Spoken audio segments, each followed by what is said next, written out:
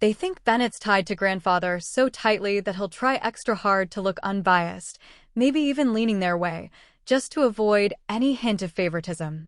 What they don't get is that grandfather's one unbreakable rule was true impartiality. He drilled it into anyone he bothered to mentor. Bennett's not about to break that now. Fine. Bennett gives a short nod. Opening statements. Mr. Morgan? Morgan straightens his jacket and steps up like he owns the place. Your Honor, this case is simple.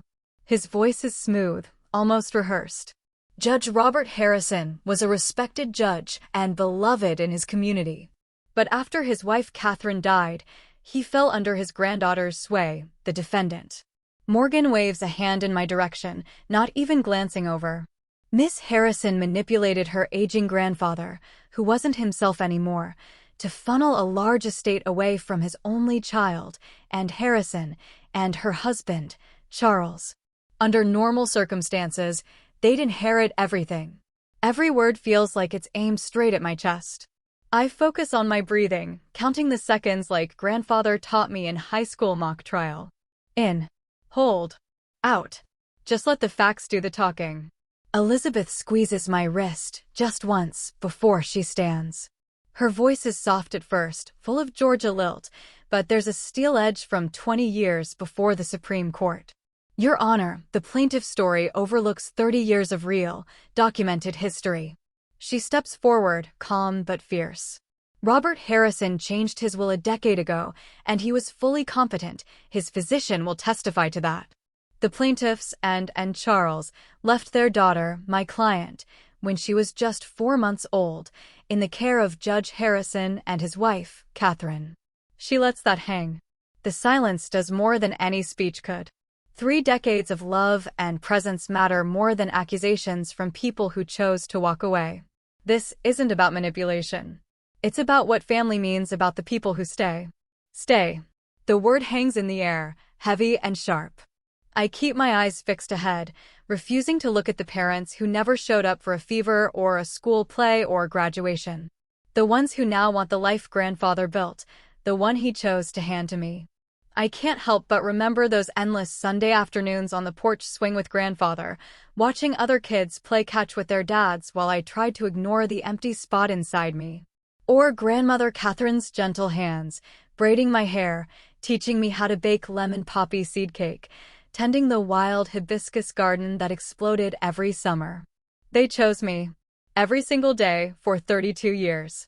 And now I'd fight for that. I'd fight for them, and for the love that meant more than blood ever could. This was my grandfather's legacy, and mine too. It started now.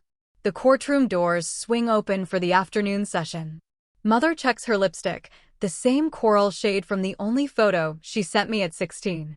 Father adjusts his tie, fingers neat and careful, the same fingers that never braided my hair or wiped away a single tear. Elizabeth slides me a manila folder. They're claiming your grandfather abandoned your mother financially. My fingers run along the edge of the file. He sent them money for 22 years. Elizabeth nods, her eyes bright. Exactly. $4,500 every month. That's $1,188,000 in total. I've got the canceled checks and bank statements right here. Frederick Morgan strides up like he's hosting a game show, all confidence and pinstripes. Your Honor, we're submitting evidence of Judge Harrison's declining mental state over the last decade. Judge Bennett nods. Go ahead.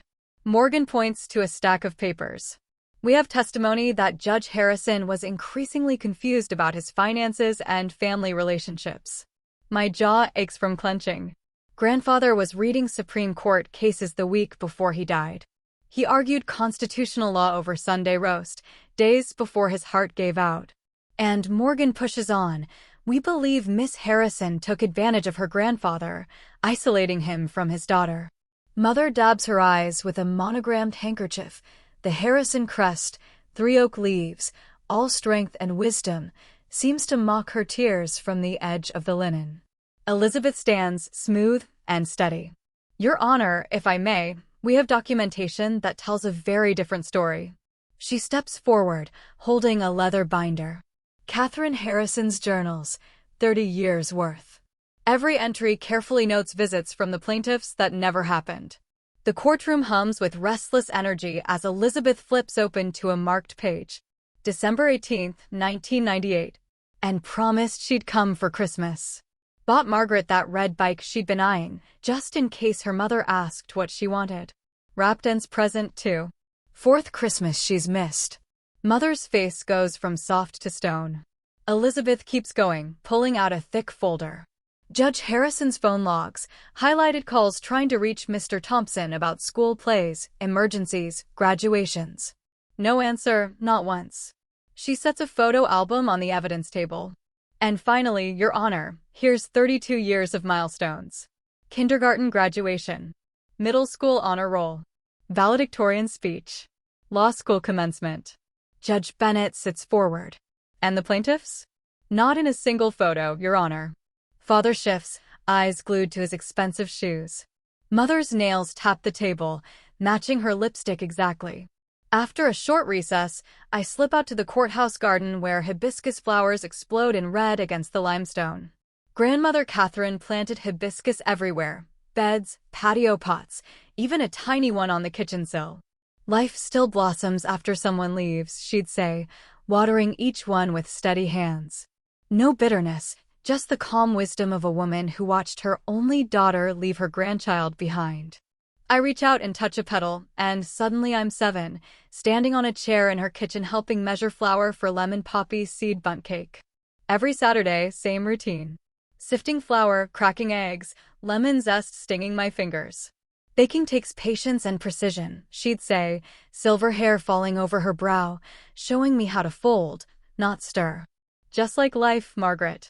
When court starts again, something shifts inside me.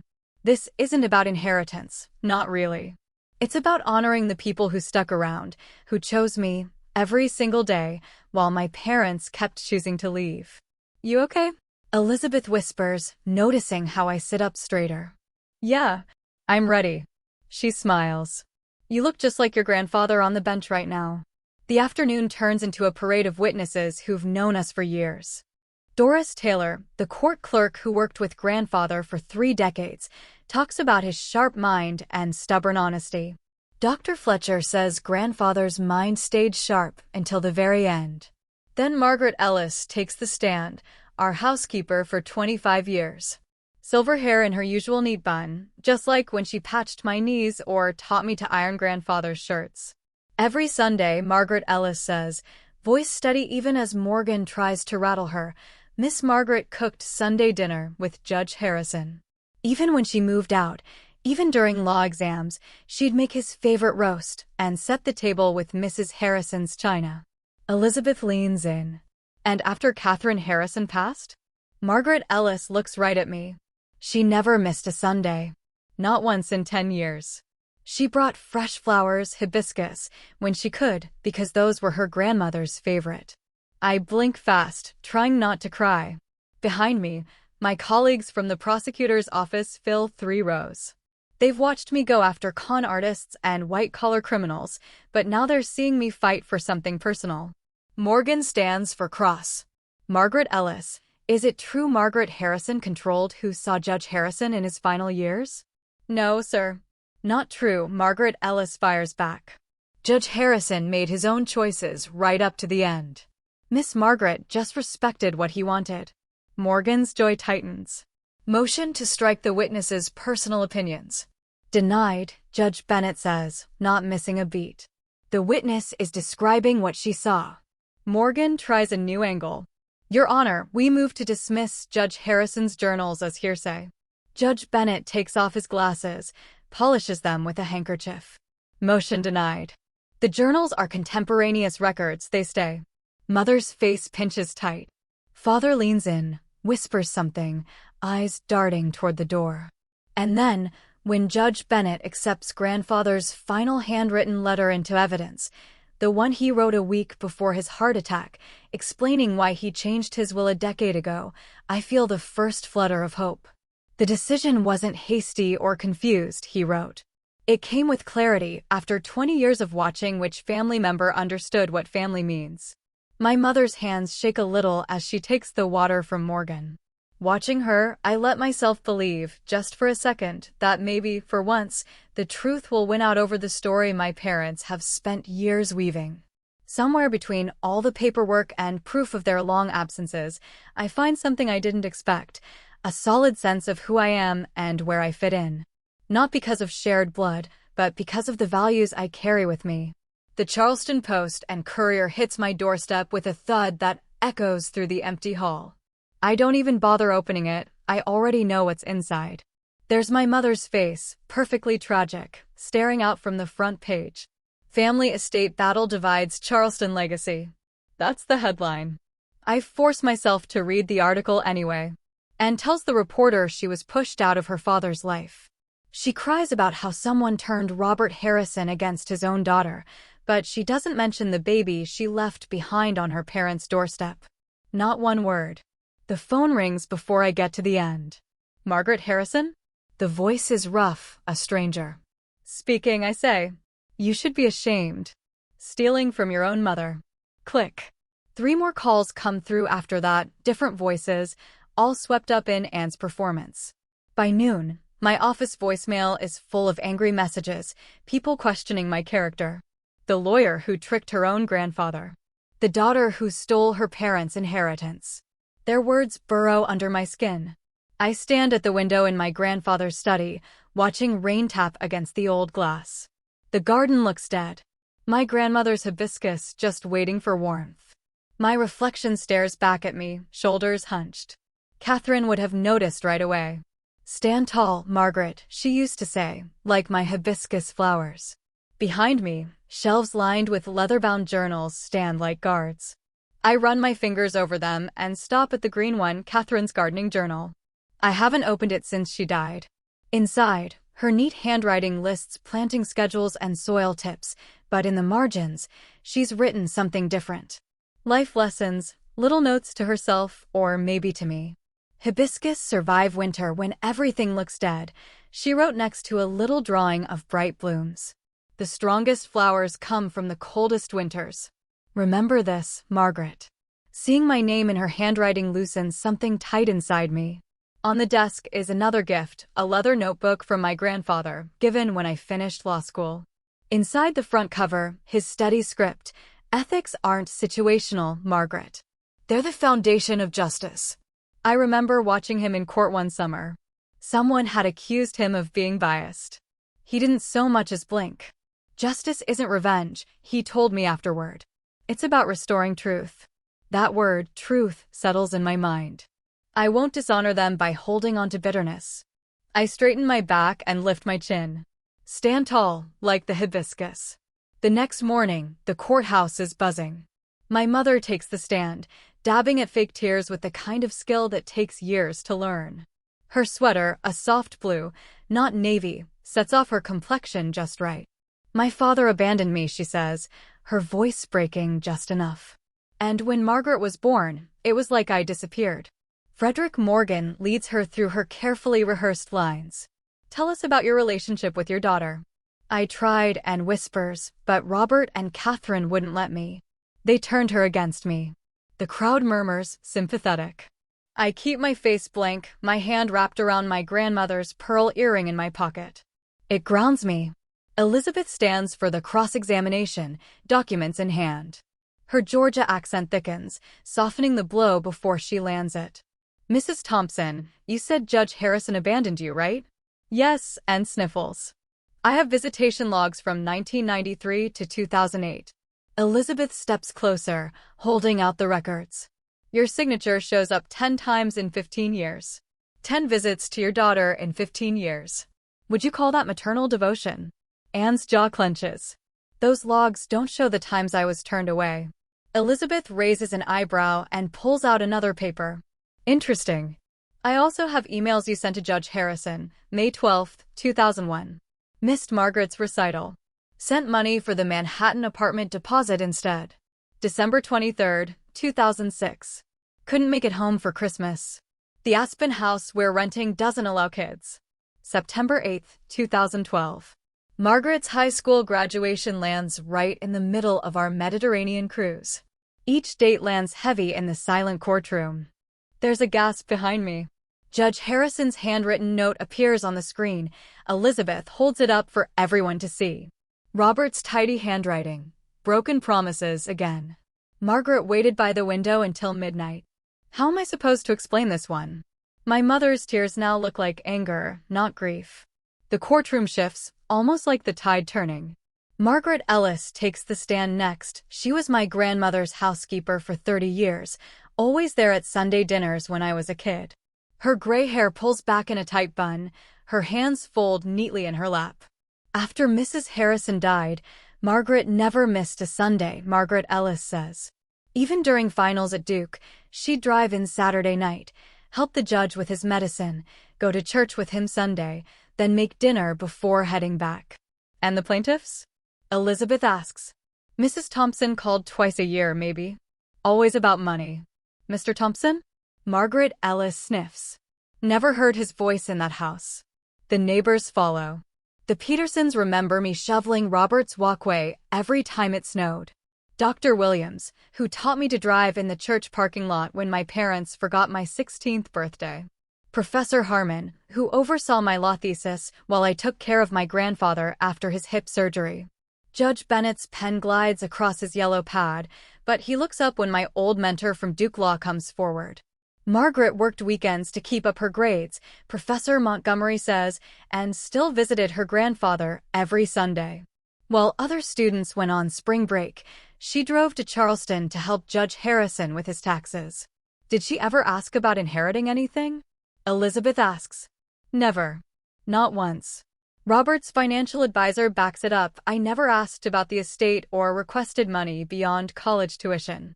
Testimony after testimony. The room's sympathy slides away from Anne's rehearsed performance and lands on the gritty reality of 3 decades. During the afternoon break, Elizabeth touches my shoulder. Charles's cross-examination is next. Ready? I nod, eyes on my father across the aisle. He keeps straightening his tie, refusing to meet my mother's gaze. Her composure vanished hours ago, now she's just barely holding it together. When court resumes, Charles Thompson takes the stand. He looks every inch the part, expensive suit, slick hair, but his fingers drum out his nerves on his leg. Elizabeth steps forward slowly. Mr. Thompson, did you attend your daughter's graduation? The silence is suffocating. He clears his throat. Which one? The gallery shifts. Someone coughs, trying to hide a laugh. Any of them, Elizabeth says. High school? College? Law school? I was traveling for business. The usual excuse. Where did Margaret go to law school, Mr. Thompson? His eyes flick to Anne, who stares straight ahead. I think. University of South Carolina? It was Duke. She graduated summa cum laude. Elizabeth lets that hang for a moment. Have you ever been to your daughter's home? The one you're suing her for? Not recently. Have you ever visited it? Another long, embarrassing pause. No. The murmurs grow. Judge Bennett taps his gavel, just once. My father's absence from my life couldn't be clearer now. He doesn't know my address. Can't name my friends. Doesn't remember a single birthday present. Across the aisle, my mother's mask is crumbling. Her knuckles turn white on her purse strap. Their story's falling apart, and everyone knows it. I sit up straight, hearing Grandmother Catherine in my head, stand tall like the hibiscus. The strongest flowers bloom after the harshest winters. As the afternoon wanes, Frederick Morgan leaps up, full of energy. Your Honor, we call Dr. Frederick Harrison to the stand. An unfamiliar man walks forward, mid-60s, silver hair, wire-rimmed glasses. My stomach knots. Who is that? I whisper to Elizabeth. Not on our witness list, she whispers back, rifling through her papers. Morgan introduces him as Robert Harrison's former doctor, claiming he has crucial testimony about my grandfather's mental state in his final years. Judge Bennett looks annoyed. This witness wasn't on your list, counselor. Recent discovery, Your Honor. Needed to show Judge Harrison was vulnerable. Elizabeth objects right away, but Judge Bennett allows limited testimony. He wants the whole story out there, however messy it gets. As the man settles into the witness chair, something catches my eye, a small, familiar habit. He pushes his glasses up with his middle finger, not his index. I've seen it before. Years ago, at a medical conference, grandfather on stage, this man somewhere in the audience. Elizabeth leans in. Don't worry, she whispers while Morgan brings in his surprise witness. Trust the preparation. I nod, but keep my eyes on Dr. Harrison's hands. There it is again, the middle finger at the bridge. Suddenly, I hear Grandmother Catherine in my head, her voice steady as ever. Remember, Margaret, truth doesn't need rehearsal. I lean forward, studying the doctor as he starts talking about memory issues, about how my grandfather was supposedly easy to influence at the end. Something else nags at me, something familiar I can't quite grab. Judge Bennett's eyes narrow, watching the new witness. The whole courtroom seems to stop breathing. Then it hits me. I know who this man is. The room goes quiet. Dr. Frederick Harrison adjusts his bow tie, his hands shaking a little against the wood. Mother sits a few rows back, and she smiles, just that slight, knowing curve I remember from childhood. It's the look that means she's sure she'll get what she wants. Dr. Harrison, how long did you treat Judge Robert Harrison? Morgan's voice rings out, all polished sincerity, the kind lawyers practice until it stops meaning anything. Harrison clears his throat. I saw Judge Harrison twice in the months before he died. And in those visits, did you notice anything that showed Judge Harrison was being manipulated? My muscles lock up. Under the table, Elizabeth squeezes my hand, a silent warning to keep it together. Objection. Calls for speculation, she says. Her Georgia accent flares up when she's annoyed. Judge Bennett frowns. I'll allow it, but be careful, Mr. Morgan. Harrison doesn't hesitate. Yes, I saw several concerning signs. The judge seemed confused about his finances. He mentioned feeling pressured about his estate. Out of the corner of my eye, I catch Mother's dramatic nod, her handkerchief fluttering, playing her part. Elizabeth stands, slow and deliberate, buttoning her jacket with practiced calm. Dr. Harrison, you said you saw Judge Harrison twice. What were the dates? March 12th and April 3rd of last year. And before those appointments, what was your relationship with Judge Harrison? Harrison shifts in his seat. I hadn't treated him before. So you weren't his primary physician? No, but when did you open your practice in Charleston, Dr. Harrison? He swallows. 8 months ago. And who did you open it with? Morgan jumps in. Objection. Relevance. Goes to credibility, Your Honor, Elizabeth says. Overruled. The witness will answer, Judge Bennett says. Harrison tugs at his collar. With Dr. Charles Fletcher. And what's Dr. Fletcher relationship to N. Thompson? A stir runs through the courtroom. Harrison glances at Mother before answering. He's her cousin. Elizabeth nods, grabs a file. Your Honor, I'd like to enter Exhibit 43 into evidence. These are Judge Harrison's full medical records from his primary physician of 30 years, Dr. Charles Fletcher. Morgan leaps up. Objection. Those weren't disclosed. They were, Your Honor. Page 211 of our disclosure, submitted 2 months ago. Elizabeth doesn't even look at Morgan. Judge Bennett leafs through a folder. Objection overruled. Records were properly disclosed. Elizabeth steps over to Harrison with his stack of documents. These records show Dr. Fletcher did a full cognitive assessment just a week after your second appointment. Please read his conclusion on page 4, paragraph 2. Harrison's voice shakes. Cognitive function remains sharp and consistent with previous evaluations. Patient demonstrates excellent recall. No evidence of confusion or impaired decision-making. Thank you, Dr. Harrison. Elizabeth places another paper in front of him. Now, can you explain this prescription you gave Judge Harrison during your second visit? Harrison turns pale. It's for a mild sedative. Did Judge Harrison ask for this medication? Not exactly. Who suggested it, Dr. Harrison? His eyes flick to Mother again. Mrs. Thompson was worried about her father's anxiety. Elizabeth glances at her notes. Yet Dr. Fletcher records say Judge Harrison reported no anxiety a week later. Interesting. She turns to the judge. No further questions for this witness. Morgan stands for redirect, but it's pointless now. Harrison's story is already falling apart. Every answer just digs the hole deeper. Mother keeps scribbling frantic notes and sliding them to Morgan, who barely looks up before letting out a heavy sigh. Father leans in, whispers something that turns Mother's face bright red. The two of them are coming apart at the seams now, each blaming the other for the mess this case has become. Elizabeth calls. The defense calls Margaret Harrison. That's my cue. As I walk to the stand, everything feels a little unreal, like I'm watching myself from the outside. I tug at my blouse collar, remembering how Margaret Ellis insisted on extra starch this morning. That judge needs to see her solid as bedrock, she said, pressing it with a kind of stubborn pride. Once I'm sworn in, Elizabeth comes over. Miss Harrison, there have been suggestions you manipulated your grandfather for money. If that's true, wouldn't there have been easier ways than spending every Sunday for 30 years at his dinner table? Yes. My voice is steadier than I expected. I'm a prosecutor. I make a good living. If I wanted my grandfather's money, I wouldn't have spent 3 decades of Sundays hearing stories about his cases from 1972. Somebody laughs quietly. The tension in the room breaks just a little. Did that Sunday dinner tradition change after your grandmother passed away? I swallow, my throat suddenly tight. Only in one way.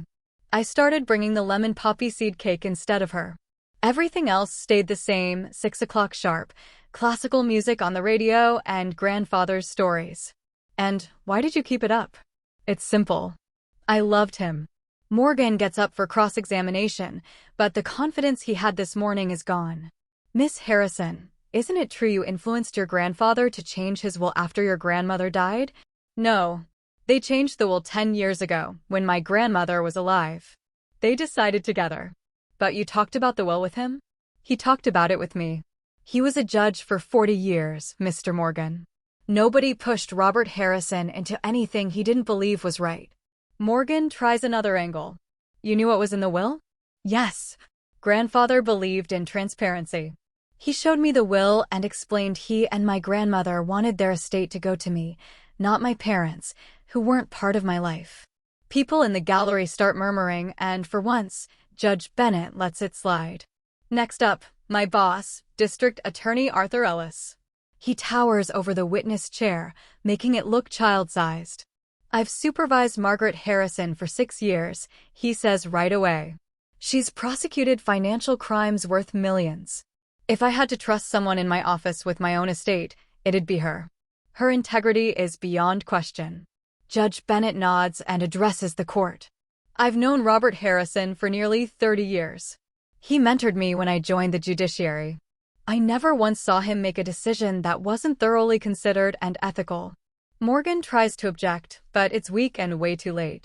The judge just notes it for the record and moves on. During the afternoon break, I slip into the hallway for some air. Near the water fountain, I catch Father hissing at Mother. You pushed this too far, and Harrison was a disaster. Mother snaps back. How was I supposed to know they had those records? Charles said. Your family talks big but never delivers. She spots me and falls silent, dragging Father away by his sleeve. When court starts up again, Frederick Morgan requests a conference with Elizabeth. They talk quietly at the side of the courtroom, then approach the bench together. A quick discussion with Judge Bennett, and they return to their tables. Elizabeth leans over to me. They'll drop the suit if you pay their legal fees. I shake my head. No, she squeezes my hand. Good. That's what I told them. Mother sits rigid at the plaintiff's table, but her mask is slipping. Her cousin, 3 rows back, stares down at his shoes, refusing to look at Harrison, who's searching for answers across the room. Judge Bennett clears his throat. Based on the testimony and evidence today, I'm ready to rule unless either side has more witnesses. Morgan stands. No additional witnesses, Your Honor. Judge Bennett looks around the room, then directly at me. Sometimes the law is complicated. This case isn't. The evidence shows Robert Harrison was of sound mind when he made his will, and he knew exactly what he was doing. He turns to my parents. The plaintiffs haven't provided any credible evidence of undue influence or diminished capacity. Their claim is dismissed with prejudice. The gavel comes down, sharp and final. That's it. My mother's face twists with anger, but it's my father who catches me off guard.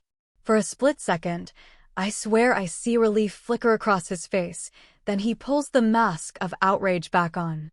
People start drifting out of the courtroom. Elizabeth's already gathering up her papers. "Your grandfather would be proud," she says. I just nod, throat tight. There's no joy in winning, just that cold, quiet feeling you get when you know you've done what's right. Grandfather and grandmother's legacy stands.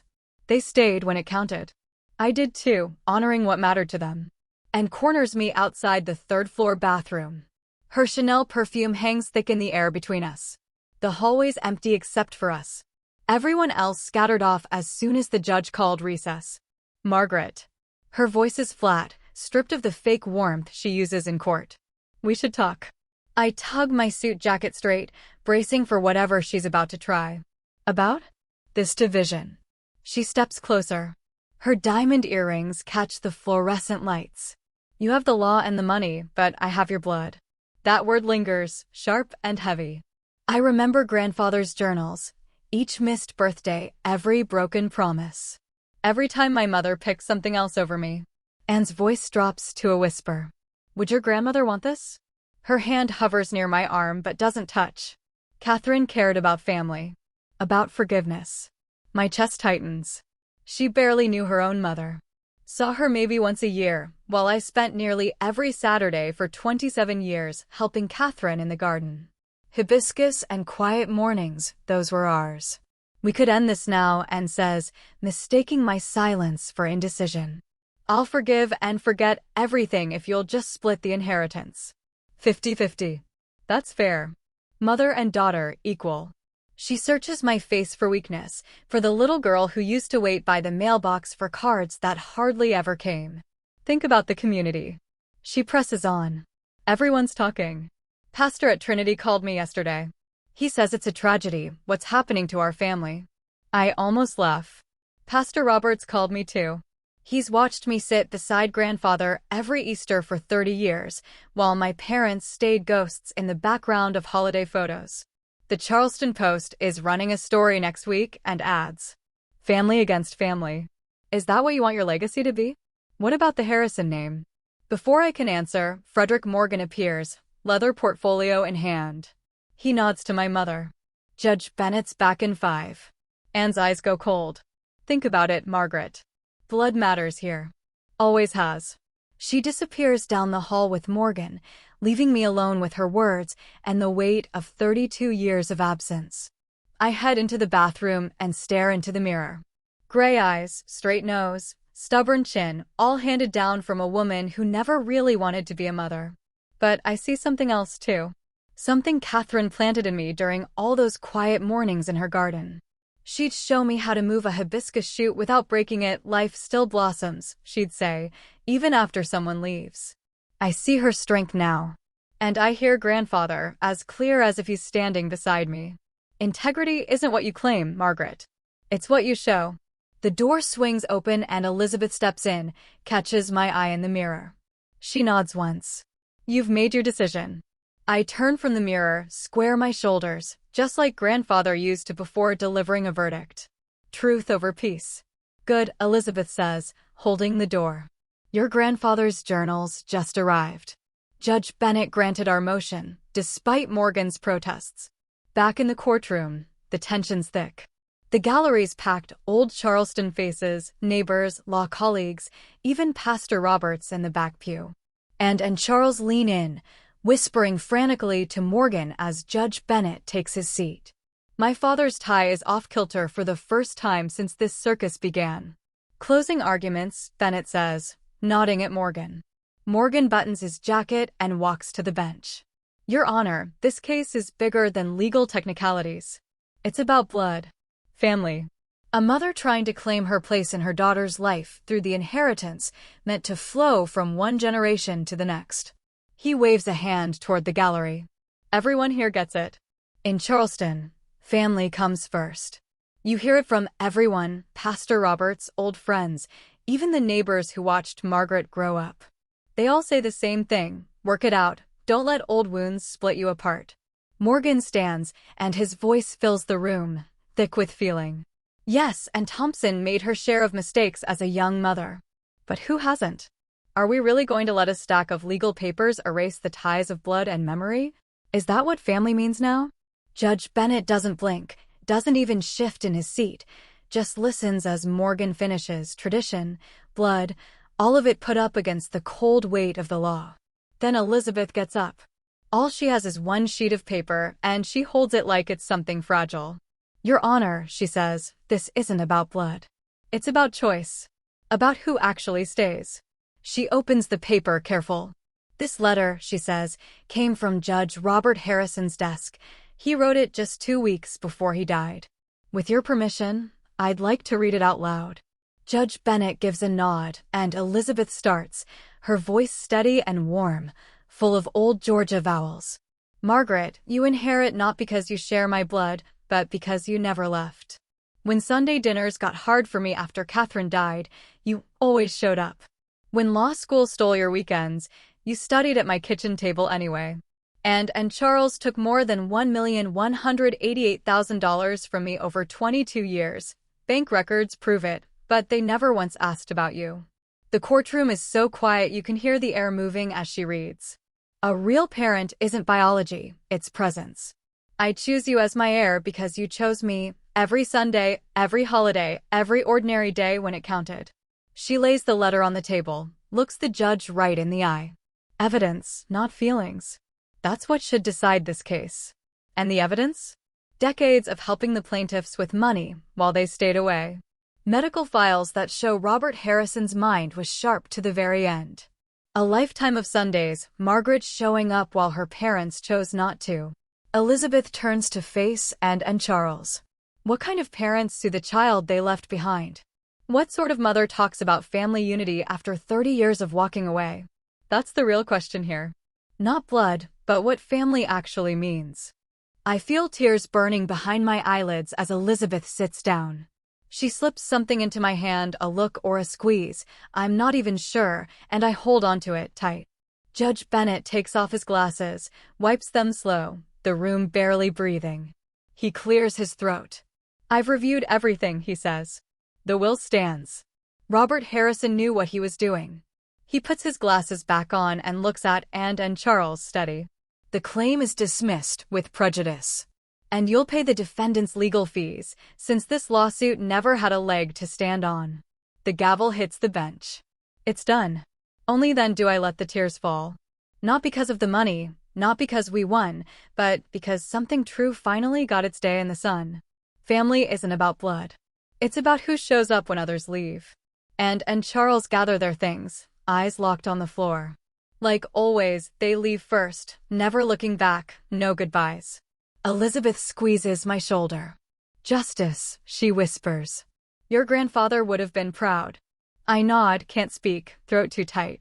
People trickle out, voices low, footsteps echoing. I stay put, watch the light spill through the windows onto the empty tables. The inheritance? It's just a symbol. What matters is what it proves. Family is who stays. For 32 years, through every scraped knee, every graduation, every empty Sunday, my grandparents stayed. I pack up my things, hands steady. Tomorrow I'll visit their graves, bring hibiscus from the garden they taught me to care for. Tonight, I'll bake grandmother's lemon poppy seed cake and eat it alone at their table. Some people would call this victory. I call it vindication. And somewhere, I hope, they're calling it justice. Even now, the nameplate on my office door still surprises me. The Honorable Margaret Harrison. The brass shines against the wood, and it's been a year, but the pride never fades. I smooth my skirt, settle behind the bench, and look out over a new courtroom, new faces. Another family, another daughter, another fight over what's fair. And I know what really matters. It's like watching my own story unfold, just with new faces. Mrs. Reynolds insists her mother got pressured into rewriting her will. The plaintiff's attorney pushes his case, voice full of that same smug confidence Frederick Morgan used to have. Across the aisle, Beth, Mrs. Reynolds' daughter, gets painted as the villain. Beth's lawyer pops up, indignant. Objection, Your Honor. That's prejudicial. I hear Robert's even tone come out of my own mouth. Counsel, stick to the facts. The Reynolds women sit there, eyes fixed anywhere but on each other, a distance between them I know all too well. It's the same cold gap I felt with and the daughter who walked away, the granddaughter who stayed. When we adjourn, I escape to my chambers. Robert's old law books line one wall, spines cracked and familiar under my fingers. His pencil marks still wind through the margins, little reminders he was here first, breadcrumbs of advice I follow without thinking. My phone buzzes, Margaret Ellis, as usual. Hibiscus blooming like crazy. Bring home cuttings? She never did retire after Robert died. Said the house needed someone who remembered. She still dusts the old photographs, the ones that show a life before and Charles left. Every Saturday, there's a lemon poppy seed bundt cake waiting for me, Margaret Ellis, using Catherine's recipe like it's a sacred ritual. Some traditions just hang on, even after the people who started them are gone. I don't waste energy anymore wondering if and will call on my birthday. That old ache for her approval? I've filled that space with something steadier, a family I chose. Courthouse friends, law school buddies, neighbors who come over every Sunday. We keep Robert's dinner tradition alive, laughter and stories echoing off the walls. Judge Harrison? My clerk pops her head in. Your 4 o'clock custody hearing is ready. The Anderson case. My stomach knots. A 5-year-old boy, parents at war, his dad breezing and only when it suits him. I straighten Robert's old fountain pen on my desk and head back to court. I study the boy's drawings entered as evidence. Stick figures, mommy and grandma standing by a house. No sign of dad. I look Mr. Anderson in the eye. Children don't remember what we say. They remember who showed up. The words send a ripple through the room. The father finally looks like he gets it. Maybe, just maybe, things will shift for that boy. That night, I drive out to Magnolia Cemetery. Sunset spills gold over the old stones. I kneel between 2 graves and set fresh hibiscus blooms against the marble. I kept my promise, I whisper to Catherine's headstone, placing a slice of lemon cake wrapped in wax paper. I protected what you built. The wind stirs the oaks overhead. Here, between the 2 people who chose me every day for 32 years, I finally feel gratitude outweighing the grief. The Reynolds case ended today, I tell Robert's grave. The granddaughter inherited. Truth won.